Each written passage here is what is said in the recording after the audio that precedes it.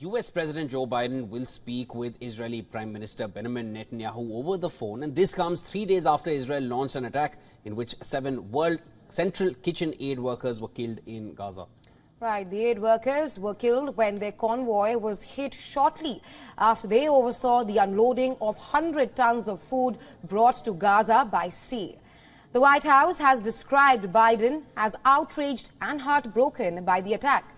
However, the president has made no fundamental change in the United States' support for Israel in its war with Gaza. And so we are going to continue to mourn with them, with Chef Jose Andres and obviously the families. I'm just not going to, he's going to speak for himself. We are very clear about where we stand. I think the president's statement was incredibly powerful, impactful, and really truly lays out how he feels about the current situation. A U.S. official said that Biden was likely to bring up the need for better protections for humanitarian aid workers and for an increase in food shipments into Gaza. Celebrity chef and World Central Kitchen founder Jose Andres said that the food aid operations have been halted for now.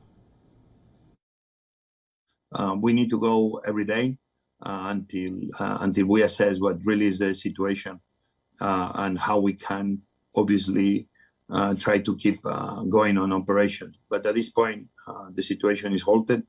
But again, we are trying to go hour by hour, analyzing the situation on how to keep doing the work. We do, the World Central Kitchen does, in places like Ukraine, obviously now in places like Gaza, in places like Lebanon, in places like Armenia.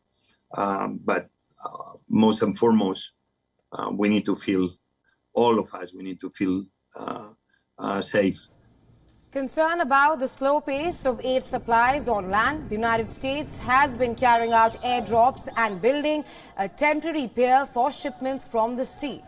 U.S. and Israeli representatives had earlier met virtually to discuss Israel's threat to launch a broad offensive in the southern Gaza city of Rafah, where many Palestinians have fled to escape fighting elsewhere.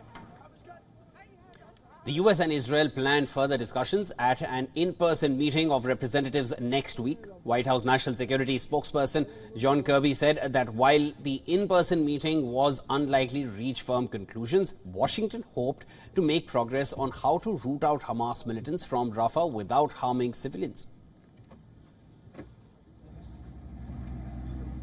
Nobody is working harder than Joe Biden or this administration on trying to get a ceasefire in place so that we can get the hostages out.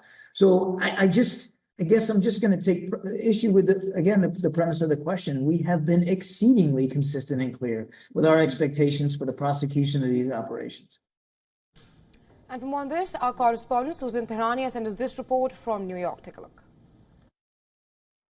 The upcoming phone call between President Joe Biden and Prime Minister Benjamin Netanyahu will come after President Biden criticized Israel for not protecting aid workers in Gaza. The discussion may address the planned military operation in Rafah and the humanitarian crisis in Gaza. Here at home, President Biden met with a small group of Muslims at the White House, but the meeting was marked by tension. One attendee, Dr. Tahir Ahmad, walked out of the meeting in protest, citing his support for Palestinians and his belief that the White House needs to do more, as progressives took a victory lap when tens of thousands of primary voters in Connecticut, Rhode Island, and Wisconsin voted uncommitted on Tuesday over the president's policies regarding the war in Gaza. Susan Tehrani reporting from New York for WION World is One.